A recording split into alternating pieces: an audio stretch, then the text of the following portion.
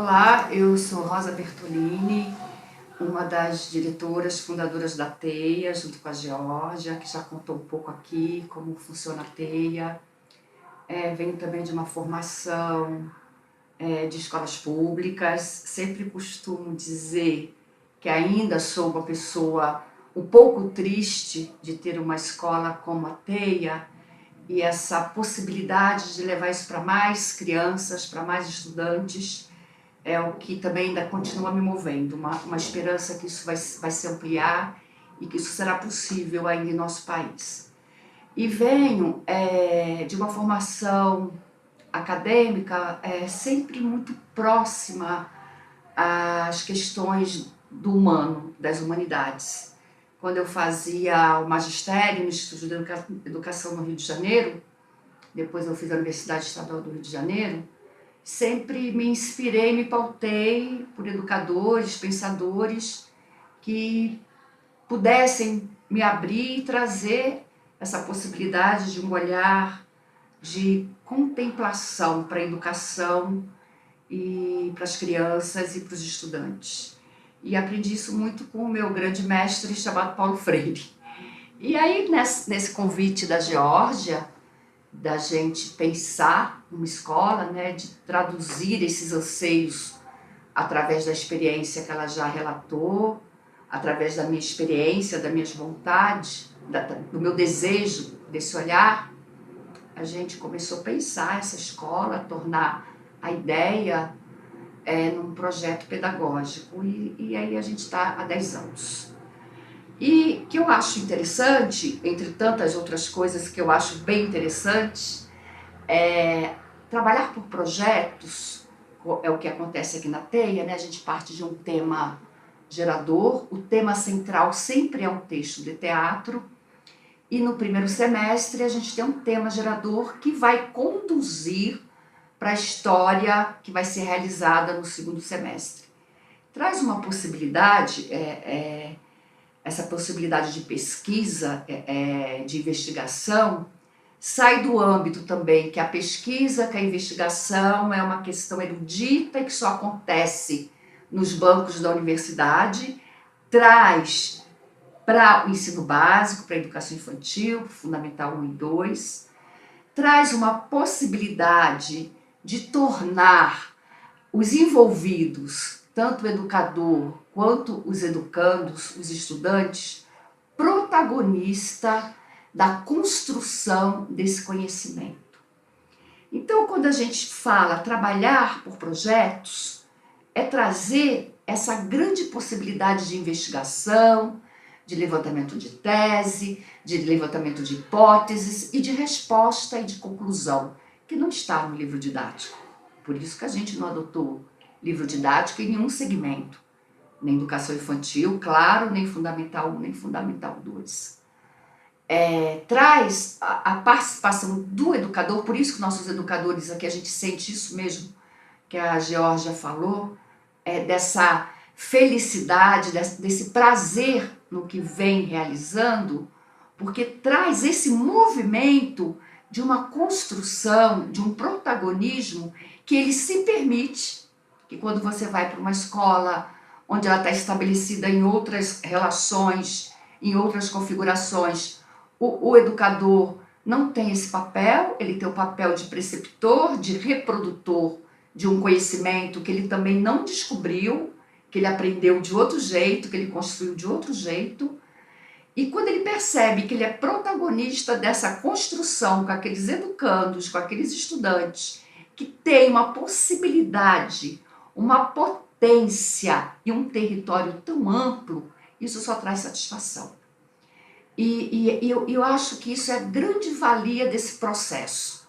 Aí quando a gente fala que ele está junto, que ele está compondo, que ele está dentro de um desenho com as artes, né, e que você não coloca nada em caixinha, que não tem uma matemática na caixinha, uma linguagem oral, uma geografia, uma matemática, umas ciências, em que segmento também isso aconteça, né, ou infantil ou fundamental, e que ele vai sendo descoberto, que ele vai sendo construído dentro dessa visão holística, porque você respeita o que a criança tem, o que o estudante tem, para contribuir nesse processo, inteira, de uma inteireza, porque você vê o processo inteiro como um todo e vê a criança, o estudante, o educador como um todo.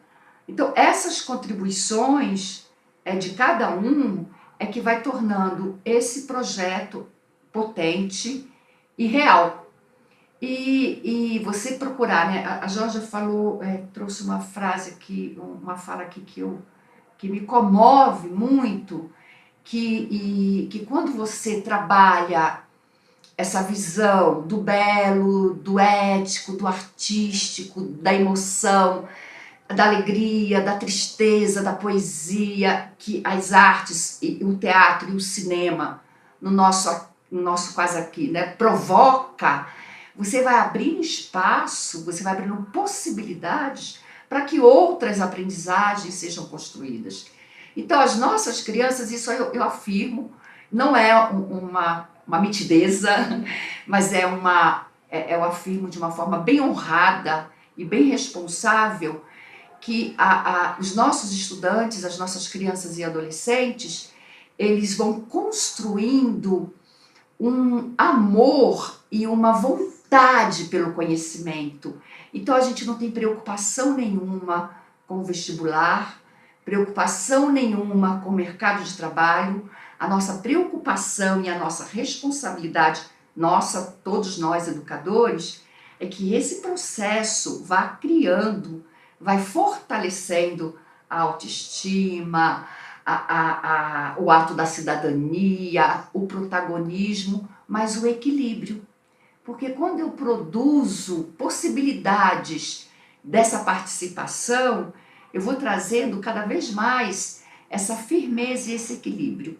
E pessoas equilibradas são pessoas mais felizes, são pessoas com possibilidades de adentrar o mercado de trabalho, são pessoas com possibilidades de passarem ainda em vestibulares, são pessoas com possibilidades de encararem suas frustrações, são pessoas com possibilidades de enfrentar amor e de enfrentar desamor. Então, o papel da escola hoje ele tem que passar por um outro lugar, por um outro desenho, que é essa preparação do ser humano como protagonista da sua vida, do seu caminho.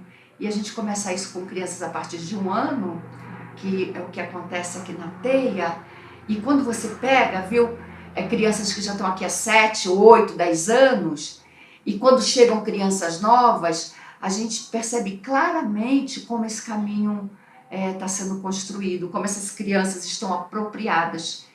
E aí, o grande... vamos dizer assim, o grande start dessa história, que a gente percebe isso nos nossos educadores também.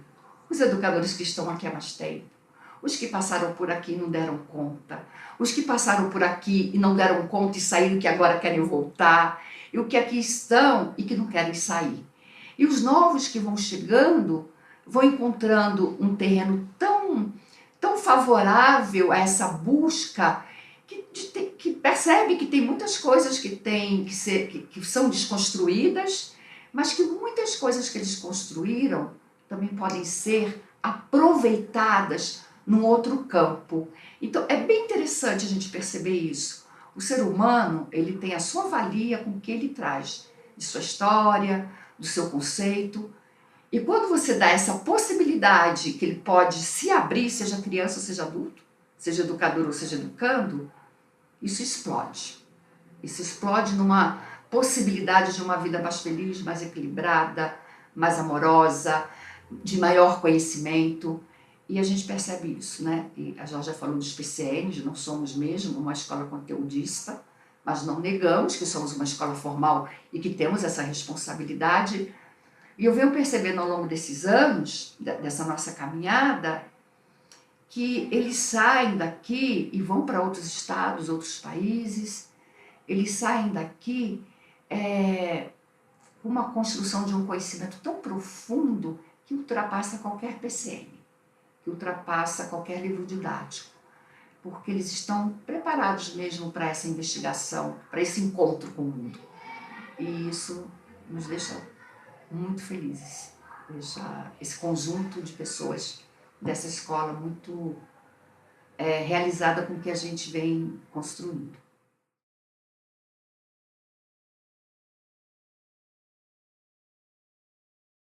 Então, é bem interessante, porque normalmente a gente recebe bastante currículos, né? É, a TEIA tem 10 anos, a gente tem uma preocupação muito de não nos tornarmos uma escola da moda, né? Ó, a escola de São Paulo aí que virou modelo, virou moda.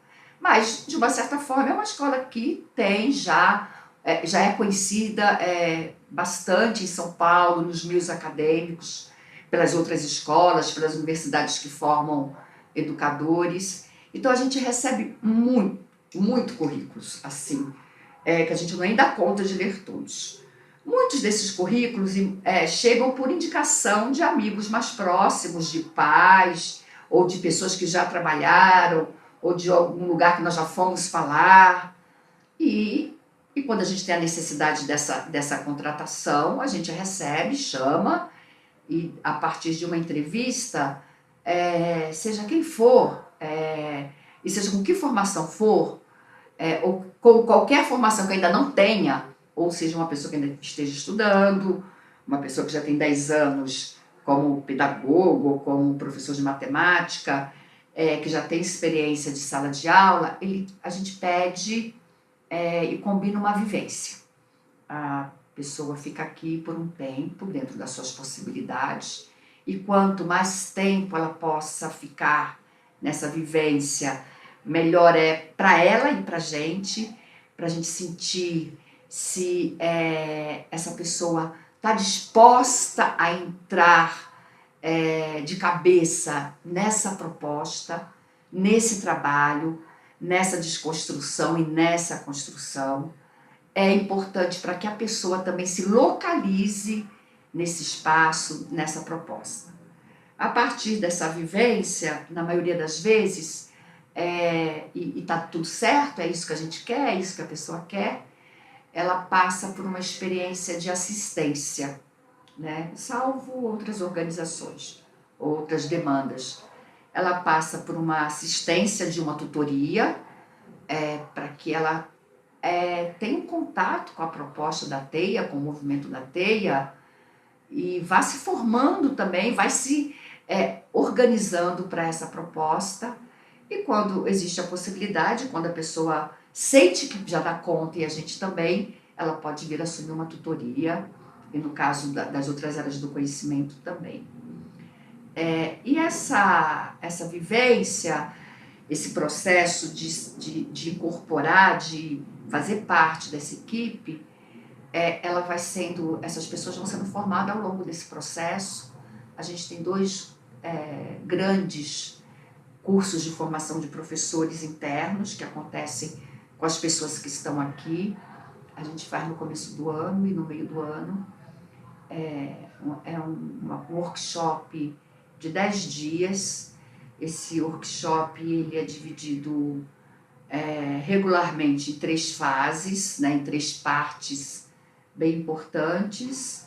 A primeira sempre é uma vivência de autoconhecimento, que são facilitadores, profissionais que a gente contrata, que não fazem parte da TEIA, que trabalha mesmo uma vivência de autoconhecimento, com várias técnicas, e cada semestre trazendo uma outra abordagem dentro dessa linha do autoconhecimento. A segunda parte desse curso, dessa formação, a discussão da proposta da escola,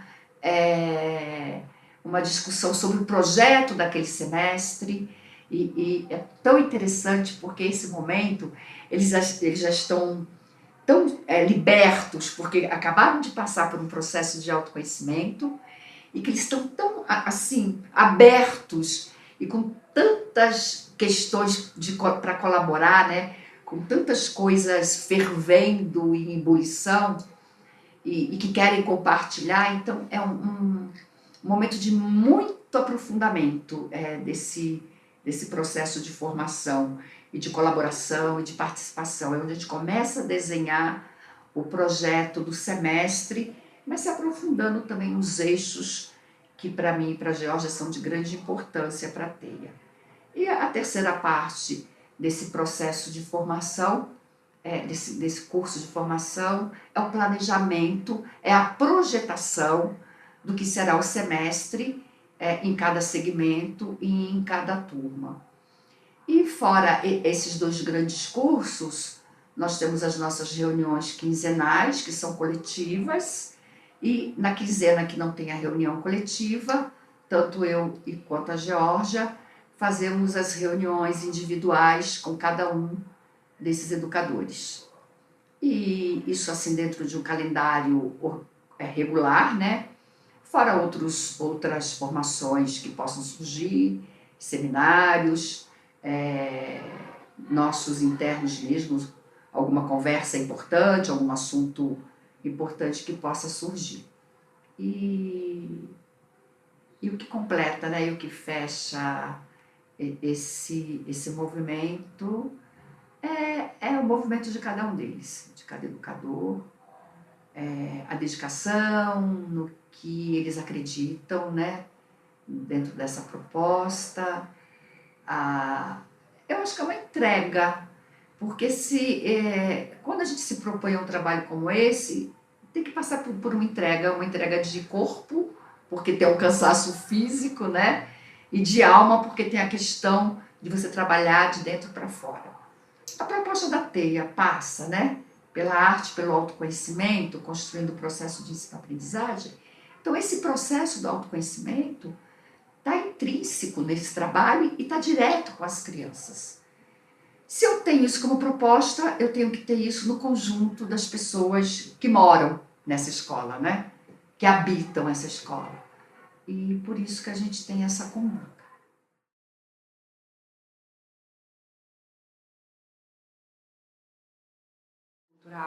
É bem legal essa sua pergunta, porque vem num momento que isso está surgindo com muita intensidade, né? Além de uma intensidade interna, a minha e da Geórgia, que ela sempre existiu, mas existe também uma questão de organização, né? De logística para que isso aconteça.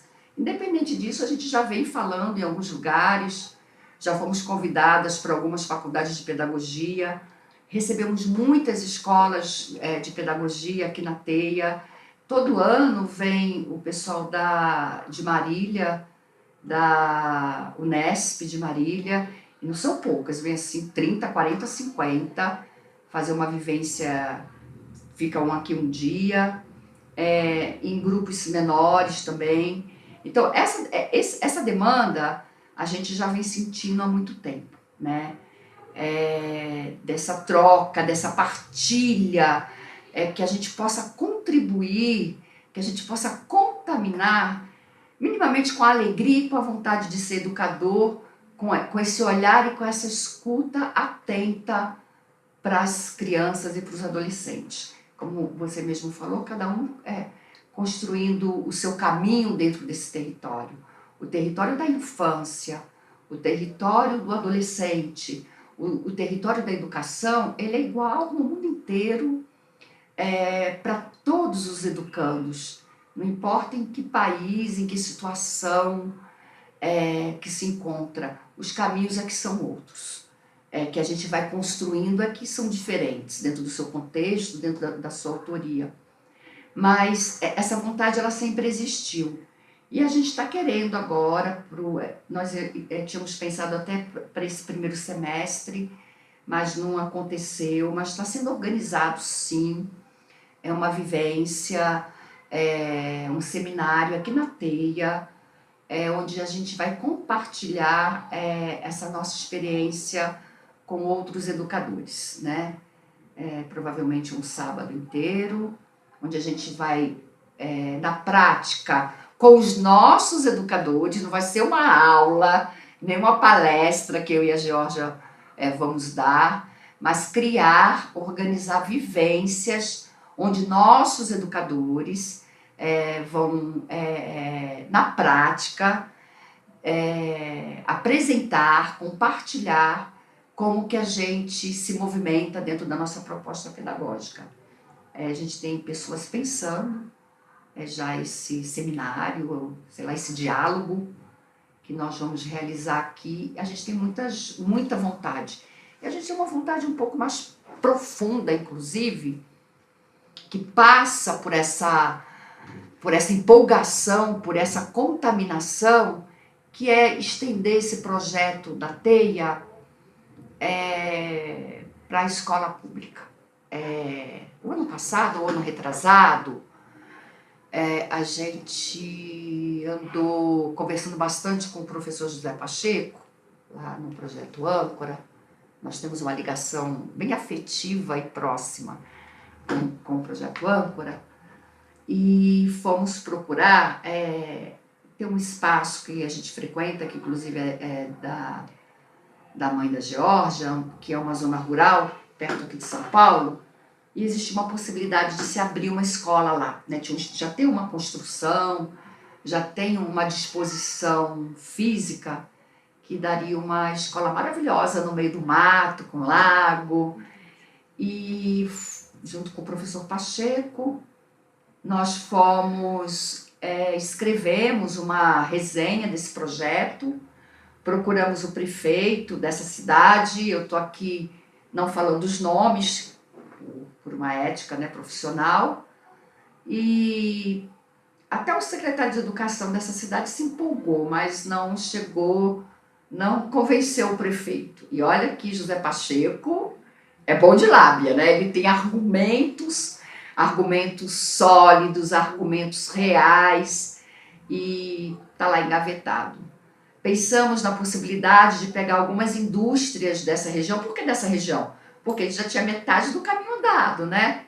Um pouco mais, inclusive, do que a metade, porque tínhamos o espaço físico, tínhamos o projeto, que é o projeto da TEIA, eu e a Geórgia totalmente disponibilizadas para comandar, para coordenar e liderar esse processo.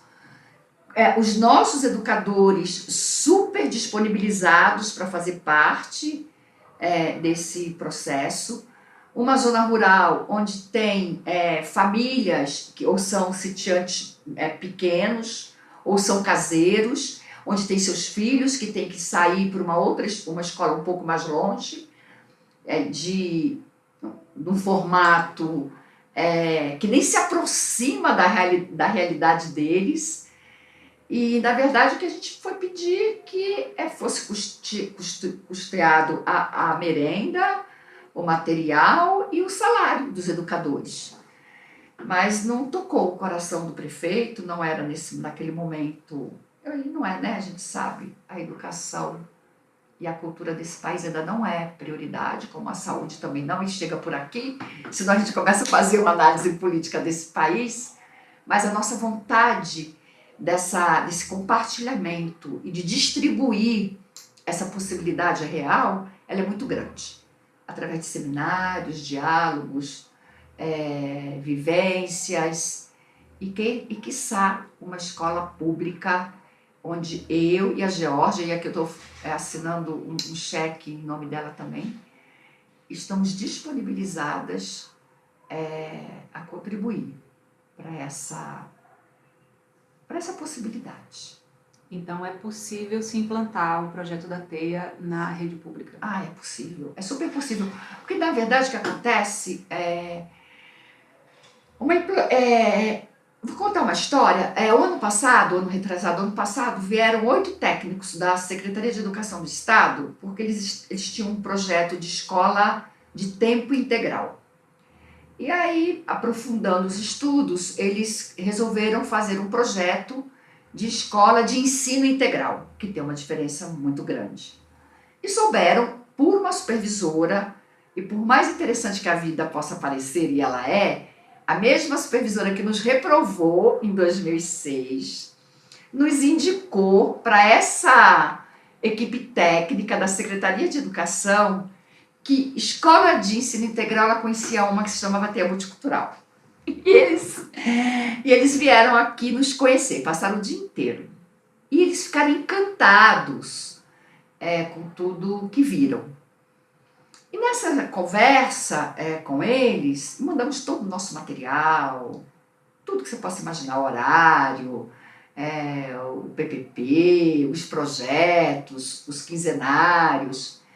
E nessa conversa, o que eles mais ficaram admirados é que uma escola com essa estrutura pequena, como a Geórgia também falou, não tem nada de grande equipamentos, não tem nenhuma estrutura rica, que o nosso investimento no ser humano,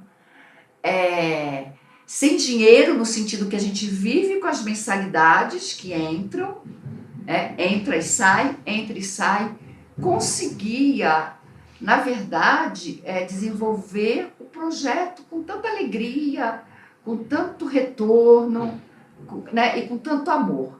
E que as escolas públicas, na sua maioria, elas são prédios gigantescos, as coisas podem ser mal gerenciadas, mas existe uma verba, existe um salário, existe uma verba para merenda, existe verba para uniforme, existe projetores, computadores, e muitas delas em espaços bem agradáveis, com uma área verde. Inclusive, as escolas pilotos para esse projeto de ensino integral, projeto de ensino integral, eram escolas grandes e bem equipadas. E que, na verdade, falta somente a vontade política para que isso se realize. E, claro, e a conquista dos educadores para essa possibilidade. Mas a conquista dos educadores, ela passa por uma facilidade muito grande, que eu falei lá atrás, que é eles se verem como protagonistas desse processo, responsáveis. Se você pega um educador, que você vem lá, despeja o plano escolar pronto, o livro didático que ele tem que usar, e assim que tem que fazer, o cara não cria compromisso, ele não cria uma intimidade, ele não se torna coautor. Então, são duas coisas, é a vontade política de derrubar umas paredes, criar umas salas mais amplas, um ateliê, uma oficina de informação, uma sala de movimento, e conquistar esses educadores para esse projeto. Então, essa possibilidade de existir projetos inovadores, respeitosos, humanísticos e afetivos, ela existe na escola pública, na escola do povo ribeirinha, na escola rural, numa comunidade indígena. Nós recebemos aqui a semana passada uma comunidade indígena do Guarani, do CECI, do Centro de Educação de Cultura Indígena, e na experiência que nós trocamos com eles, vimos muitas coisas parecidas lá na comunidade deles com a TEIA. Vieram 3 educadores e 6 crianças. E, quer dizer, essa possibilidade dessa educação ela existe em qualquer lugar, na favela, com moradores de rua, como a gente sabe da experiência em Brasília. Ela é possível, e eu vou parar, senão eu vou chorar. Ela é possível, sim. É vontade política e respeito e amor. São os ingredientes que eu acho que asfaltam esse caminho.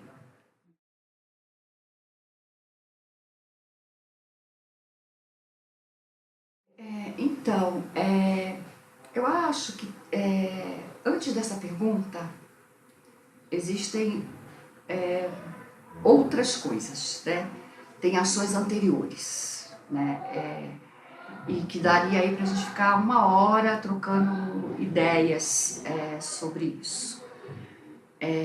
O educador e a criança, o estudante, quando ele não está motivado, quando ele está recebendo a escola como obrigação curricular, porque ele tem que estudar, o educador, quando está lá desenvolvendo o seu plano de aula, os seus exercícios, porque é a profissão que ele escolheu, é o emprego que ele tem, a relação de respeito não se estabelece. E por isso que eu vejo que hoje a maioria das escolas trazem a questão do conflito e da falta de respeito como um dos grandes entraves do processo pedagógico e educativo dessas entidades. A gente está pulando etapas nesse nosso país, está se tratando a questão dos conflitos, a questão da falta de respeito e de limites das crianças só como emergência, como corpo de bombeiros e apagando fogo. Então, a maioria das ações que as escolas desenvolvem é isso: chama o aluno, dá uma punição, chama o educador, diz que ele não tem preparo, que ele não tem pulso, e não se investe de fato na educação como uma possibilidade de um segundo, de um terceiro caminho para uma construção de uma sociedade mais respeitosa e mais amorosa. Então, todas as ações que a gente vê, que a gente observa e que a gente acompanha, e que muitas vezes a gente também acaba trazendo como conceito, como parâmetro, elas não são preventivas. Isso não quer dizer que aqui na TEIA a gente não tenha conflito, que a gente não tenha disciplina, que a gente não tenha falta de respeito. Claro, né? A gente está lidando com crianças, com adolescentes, com adultos que chega aqui com a sua carga energética, com a sua carga histórica, e que isso acontece. Acho que a diferença grande é que acontece numa proporção menor. Primeiro porque optamos por trabalhar com uma escola pequena, com números pequenos de crianças e agrupamentos. Isso facilita a relação. Cada professor conhece intimamente o seu aluno, a sua criança, o seu adolescente. E isso já facilita qualquer relação. Conhece o seu pai, conhece a sua organização familiar, em um número pequeno de alunos. Numa escola que se trabalha o autoconhecimento do adulto e do pequeno, do grande e do pequeno, essa relação é mais honesta, ela é mais transparente. Aqui não tem aquilo, olha, você não sente raiva porque é feio você ficar com raiva do seu amigo, ou o professor é feio ele ficar com raiva do seu estudante. As pessoas sentem raiva, as pessoas sentem inveja, as pessoas sentem ciúmes, as pessoas sentem amor, as pessoas sentem solidariedade, sentem compaixão. Então isso é trabalhado claramente, que esses sentimentos existem, tanto por parte do pequeno quanto por parte do grande. Eu falo pequeno porque é o estudante, pode ser a criança, pode ser o adolescente. E o grande somos nós, os adultos responsáveis pela essa condução. Nós somos só facilitadores e que conduzimos esse processo. Nós não somos autores desse processo, principalmente quando se diz em relação aos sentimentos e essas relações conflituosas ou não. Então isso já facilita muito, mas isso não elimina, né, o conflito. Temos as assembleias, que é um momento bem importante, onde essas discussões podem ser aprofundadas. Temos muitas rodas de conversa quando esses conflitos estão localizados num grupo. E tem muita escuta, a escuta do professor e a escuta da criança, do aluno. Tem muita escuta da família. Às vezes tem conflitos que não vai resolver com os dois que conflituaram, né? Que entraram em choque. Mas o grupo todo estava ali de uma certa forma envolvido e que tem coisas que são trazidas de casa, então chama para uma roda de conversa. Educadores, pais, vamos ver o que a casa está trazendo, o que a escola está colaborando e vamos tirar alguns combinados nessa prática do dia a dia. Então, a questão da escuta do que está acontecendo e do olhar do que está acontecendo naquele momento é a melhor condução. Cada caso é um caso, cada situação leva a uma atitude diferente, leva a uma conduta diferente, mas existe um conceito que nos orienta nessa questão dos conflitos e da falta de respeito.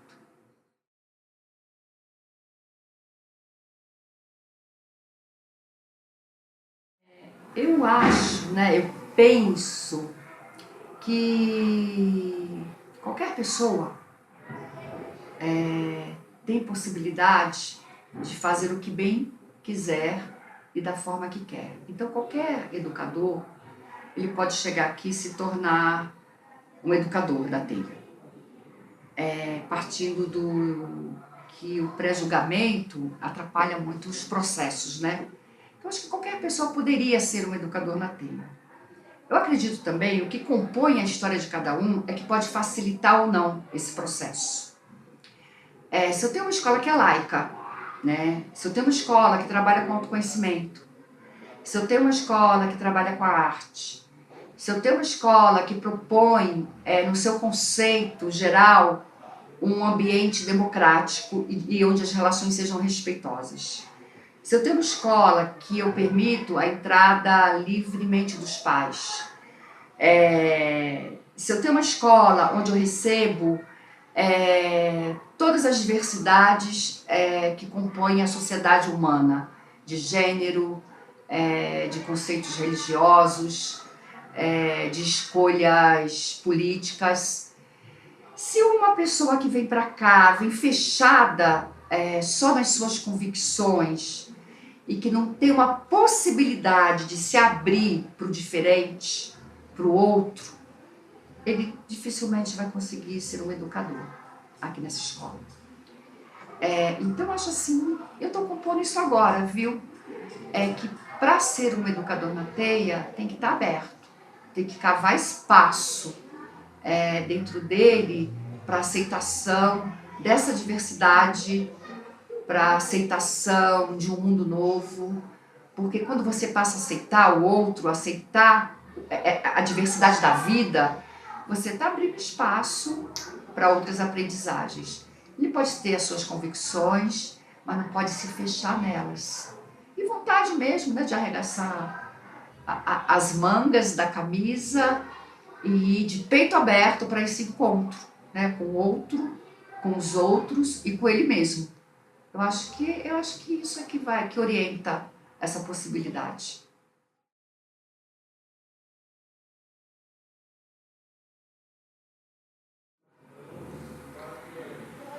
Eu acredito que qualquer pessoa que se propõe estar dentro de uma sala de aula, e independente do formato dessa sala de aula, ele está se propondo, ele sabe que ele vai lidar com pessoas. E sempre essas pessoas, né, essas crianças, esses adolescentes, eles jogam, eles transpõem para a gente, educadores, para as pessoas que são esses educadores, muitas esperanças. Nós somos distribuidores de esperança para essas crianças, para esses adolescentes. E essa mesma esperança que essas crianças e que esses adolescentes depositam na gente, essa confiança, a gente tem que depositar neles. Eu acho que a minha mensagem para animá-los é falar isso. Sejam esperançosos, depositem essa esperança de um mundo melhor, de um mundo mais amoroso, de um mundo mais justo, de um mundo onde as possibilidades da gente exercer o nosso protagonismo, a nossa alegria nos seus alunos, nas suas crianças e nos seus adolescentes, porque é isso que eles depositam na gente. Então a gente faz essa troca, eles depositam na gente e a gente deposita neles. Eu acho que isso pode mover muitas coisas. E procurar mesmo por outras possibilidades, ter coragem, sai da sala de aula, vai para o quintal, vai para a rua, vai para debaixo do pé de laranja, vai para o museu, vai para o metrô, porque muitas vezes falta coragem. Eu entendo de todas as possibilidades que nos faltam, né? Mas eu entendo de todas as possibilidades que a gente tem e que a gente precisa da coragem. Pega lá a sua turminha ou a sua turmona e propõe, leva para sua casa, vai para a casa de um outro e vai mudando.